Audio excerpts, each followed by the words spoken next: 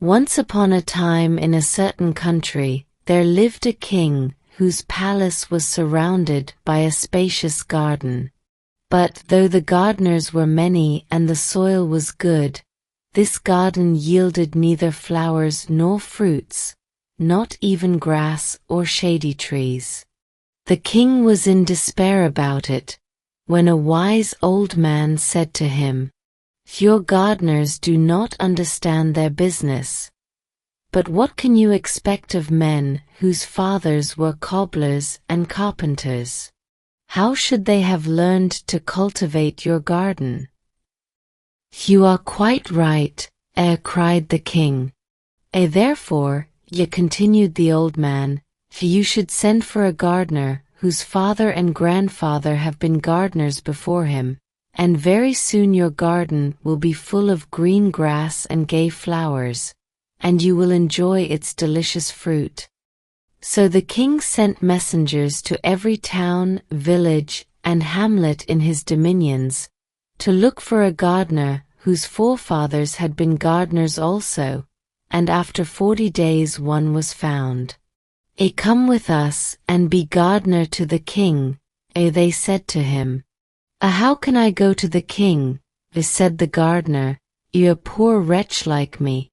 "That is of no consequence," they answered. "Here are new clothes for you and your family." "But I owe money to several people." "We will pay your debts," they said. So the gardener allowed himself to be persuaded, and went away with the messengers, taking his wife and his son with him. And the king, delighted to have found a real gardener, entrusted him with the care of his garden. The man found no difficulty in making the royal garden produce flowers and fruit, and at the end of a year the park was not like the same place, and the king showered gifts upon his new servant. The gardener, as you have heard already, had a son, who was a very handsome young man, with most agreeable manners, and every day he carried the best fruit of the garden to the king, and all the prettiest flowers to his daughter. Now this princess was wonderfully pretty and was just 16 years old, and the king was beginning to think it was time that she should be married. "My dear child," said he, "you are of an age to take a husband, therefore I am thinking of marrying you to the son of my prime minister." "Father," replied the princess, "I will never marry the son of the minister." "Why not?" asked the king. "Because I love the gardener's son," answered the princess. On hearing this the king was at first very angry, and then he wept and sighed, and declared that such a husband was not worthy of his daughter. But the young princess was not to be turned from her resolution to marry the gardener's son. Then the king consulted his ministers. "This is what you must do," they said.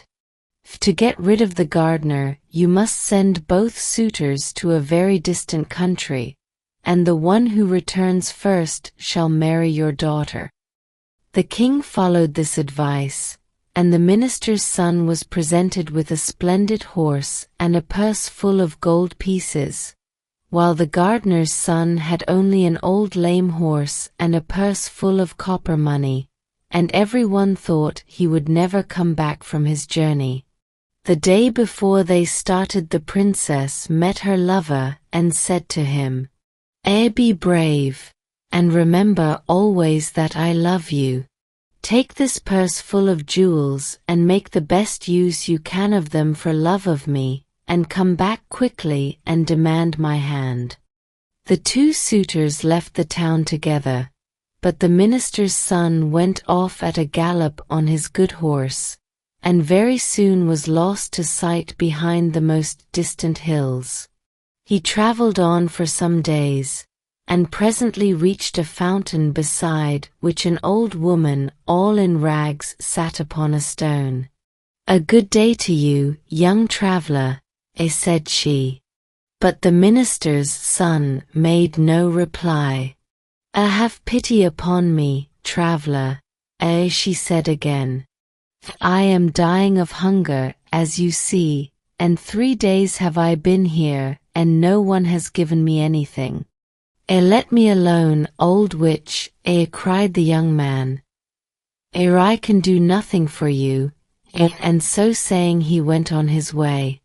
That same evening the gardener's son rode up to the fountain upon his lame grey horse. A good day to you, young traveller, said the beggar woman. A good day, good woman, answered he.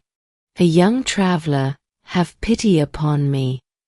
Take my purse, good woman, said he, and mount behind me, for your legs can't be very strong. The old woman didn't wait to be asked twice, but mounted behind him, and in this style they reached the chief city of a powerful kingdom. The minister's son was lodged in a grand inn. The gardener's son and the old woman dismounted at the inn for beggars. The next day the gardener's son heard a great noise in the street, and the king's heralds passed, blowing all kinds of instruments, and crying, The king, our master, is old and infirm. He will give a great reward to whoever will cure him and give him back the strength of his youth. Then the old beggar woman said to her benefactor, This is what you must do to obtain the reward which the king promises. Go out of the town by the south gate, and there you will find 3 little dogs of different colors. The first will be white, the second black, the third red. You must kill them and then burn them separately, and gather up the ashes.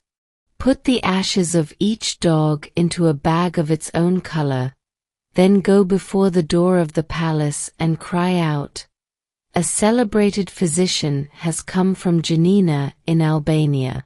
He alone can cure the king and give him back the strength of his youth. The king's physicians will say, This is an impostor, and not a learned man, and they will make all sorts of difficulties, but you will overcome them all at last, and will present yourself before the sick king.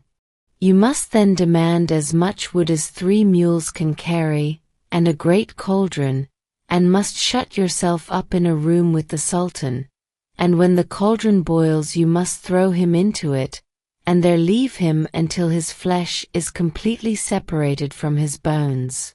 Then arrange the bones in their proper places, and throw over them the ashes out of the 3 bags.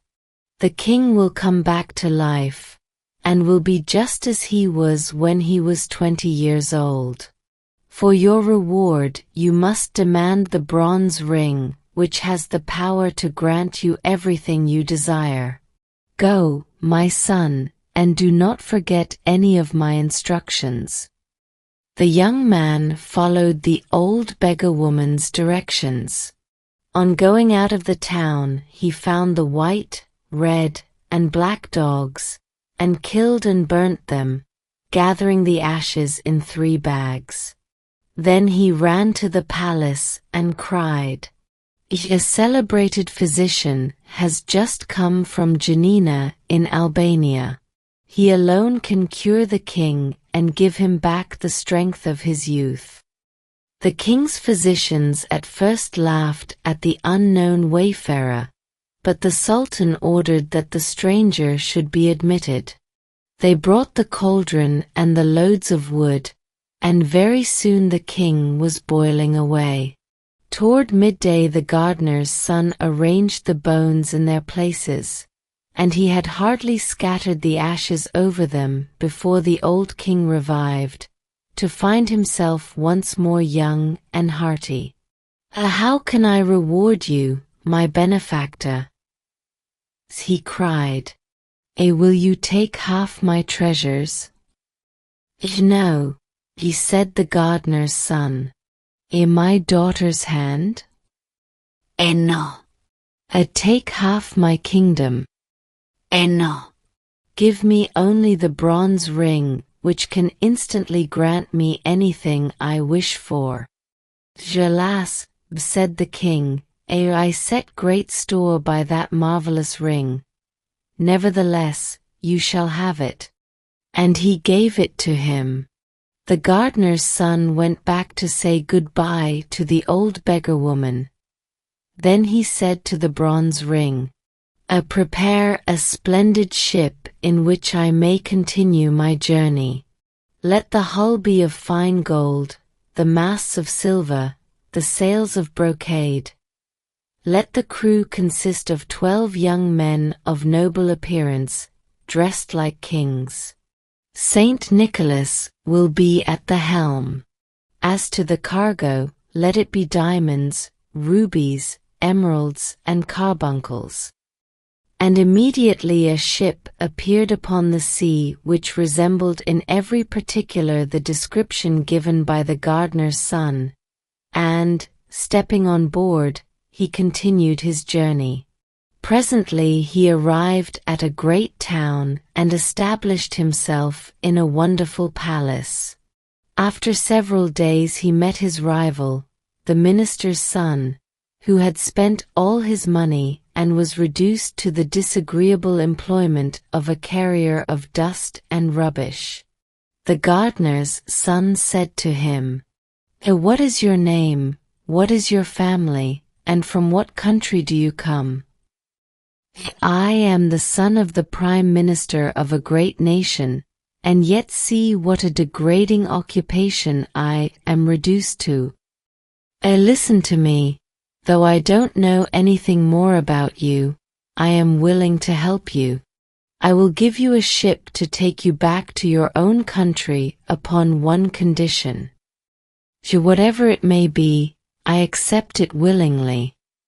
Follow me to my palace.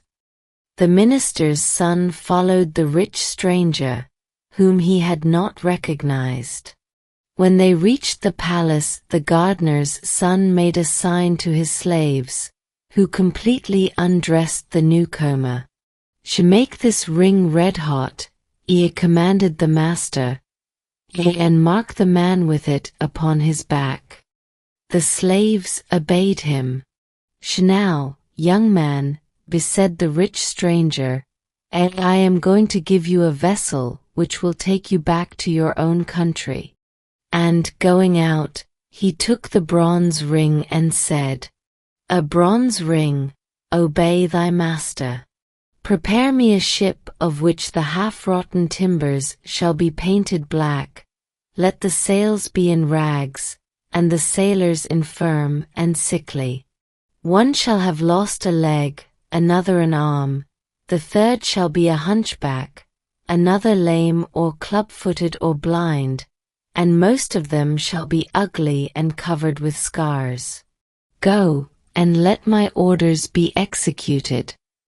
The minister's son embarked in this old vessel, and thanks to favorable winds, at length reached his own country. In spite of the pitiable condition in which he returned, they received him joyfully. I am the first to come back, said he to the king. Now fulfill your promise, and give me the princess in marriage. So they at once began to prepare for the wedding festivities. As to the poor princess, she was sorrowful and angry enough about it. The next morning, at daybreak, a wonderful ship with every sail set came to anchor before the town. The king happened at that moment to be at the palace window.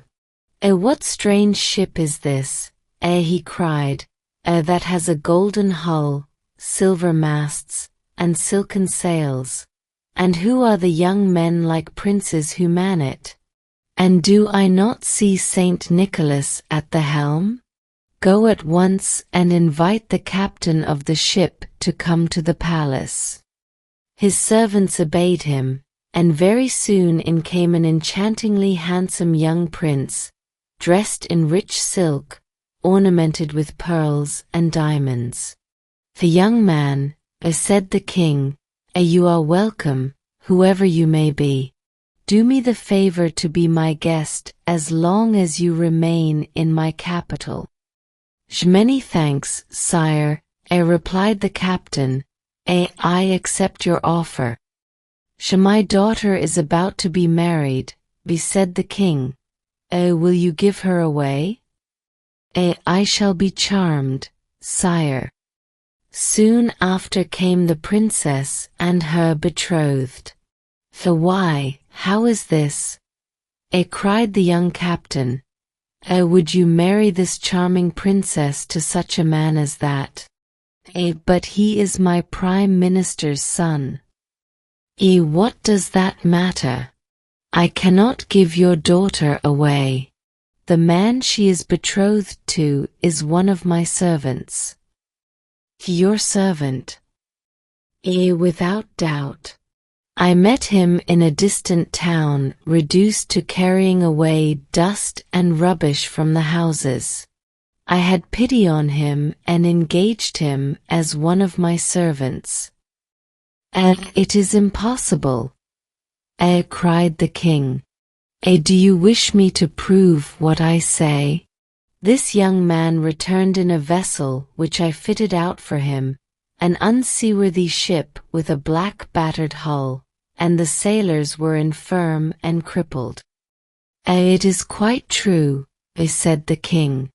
It is false, cried the minister's son. I do not know this man. Sire, said the young captain, order your daughter's betrothed to be stripped, and see if the mark of my ring is not branded upon his back. The king was about to give this order, when the minister's son, to save himself from such an indignity, admitted that the story was true. And now, sire, said the young captain, do you not recognize me? I recognize you, said the princess. You are the gardener's son whom I have always loved, and it is you I wish to marry. The young man, you shall be my son-in-law, cried the king. The marriage festivities are already begun, so you shall marry my daughter this very day. And so that very day the gardener's son married the beautiful princess. Several months passed. The young couple were as happy as the day was long, and the king was more and more pleased with himself for having secured such a son-in-law. But, presently, the captain of the golden ship found it necessary to take a long voyage, and after embracing his wife tenderly he embarked. Now in the outskirts of the capital there lived an old man, who had spent his life in studying black arts, alchemy, astrology, magic, and enchantment. This man found out that the gardener's son had only succeeded in marrying the princess by the help of the genii who obeyed the bronze ring. I will have that ring, said he to himself. So he went down to the seashore and caught some little red fishes. Really, they were quite wonderfully pretty. Then he came back, and, passing before the princess's window, he began to cry out, Who wants some pretty little red fishes? The princess heard him, and sent out one of her slaves, who said to the old peddler, What will you take for your fish? A bronze ring. A bronze ring, old simpleton. And where shall I find one? Under the cushion in the princess's room. The slave went back to her mistress. The old madman will take neither gold nor silver, said she. What does he want then? A bronze ring that is hidden under a cushion. Find the ring and give it to him, said the princess. And at last the slave found the bronze ring, which the captain of the golden ship had accidentally left behind, and carried it to the man, who made off with it instantly. Hardly had he reached his own house when, taking the ring, he said, "A bronze ring, obey thy master. I desire that the golden ship shall turn to black wood, and the crew to hideous negroes. That Saint Nicholas shall leave the helm, and that the only cargo shall be black cats." And the genii of the bronze ring obeyed him. Finding himself upon the sea in this miserable condition, the young captain understood that someone must have stolen the bronze ring from him, and he lamented his misfortune loudly, but that did him no good. "Alas!" he said to himself, "whoever has taken my ring has probably taken my dear wife also. What good will it do me to go back to my own country?" And he sailed about from island to island, and from shore to shore, believing that wherever he went everybody was laughing at him, and very soon his poverty was so great that he and his crew and the poor black cats had nothing to eat but herbs and roots. After wandering about a long time, he reached an island inhabited by mice. The captain landed upon the shore and began to explore the country. There were mice everywhere, and nothing but mice. Some of the black cats had followed him, and not having been fed for several days, they were fearfully hungry, and made terrible havoc among the mice. Then the queen of the mice held a council. "These cats will eat every one of us," she said, "if the captain of the ship does not shut the ferocious animals up. Let us send a deputation to him of the bravest among us." Several mice offered themselves for this mission and set out to find the young captain. "Hey, captain," said they, "go away quickly from our island, or we shall perish, every mouse of us." "Willingly," replied the young captain, "upon one condition. That is that you shall first bring me back a bronze ring, which some clever magician has stolen from me. If you do not do this, I will land all my cats upon your island, and you shall be exterminated." The mice withdrew in great dismay. "What is to be done?" said the queen. "How can we find this bronze ring?" She held a new council, calling in mice from every quarter of the globe, but nobody knew where the bronze ring was. Suddenly 3 mice arrived from a very distant country. One was blind, the second lame, and the third had her ears cropped. "Ho, ho, ho," said the newcomers. "We come from a far distant country.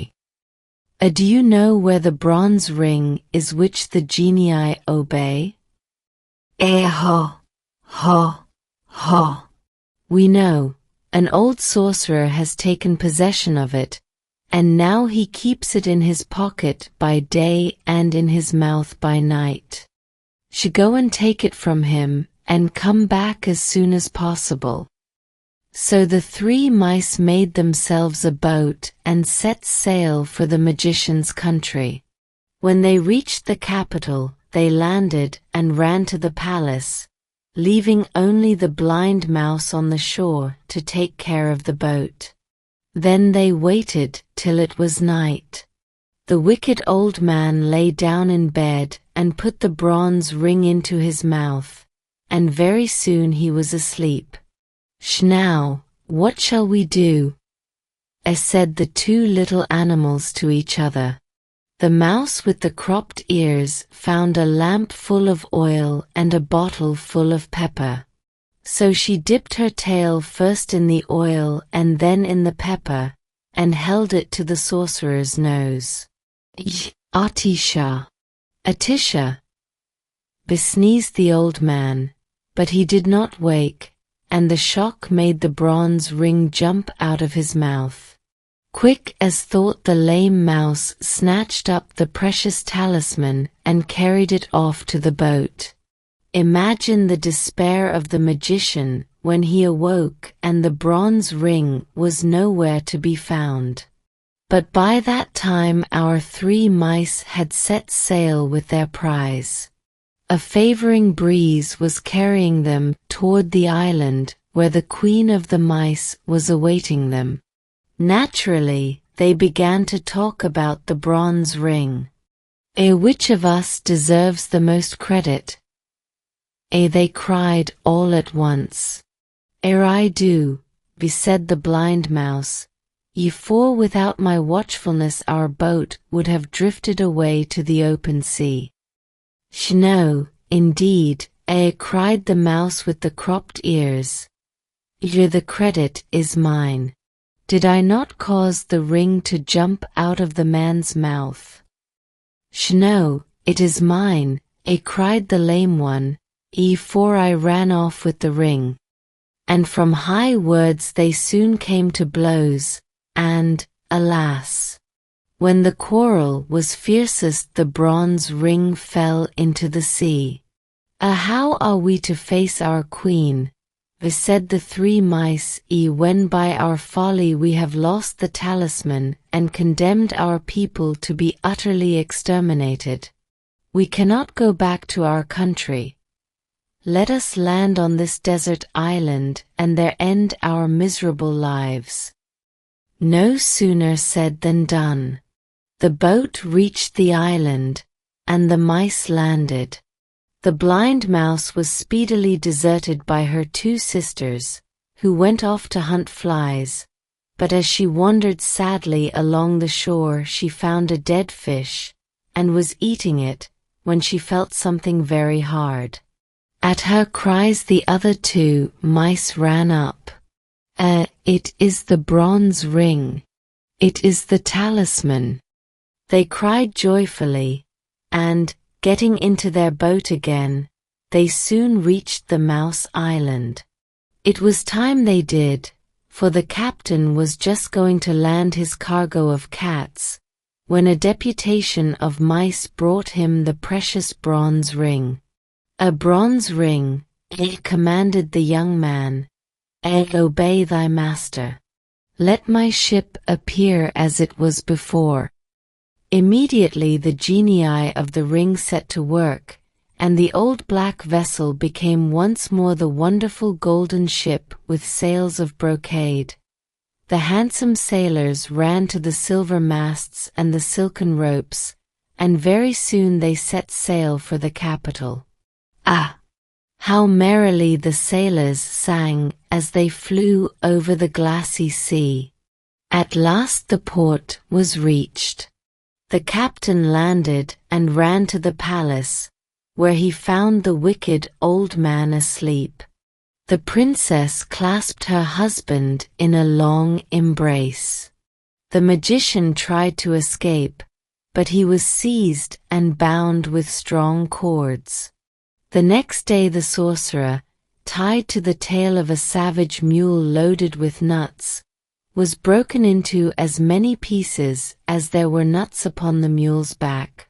1. Tradition populaire de l'Asie mineure. Carnoy et Nicolède. Paris. Maisonneuve, 1889.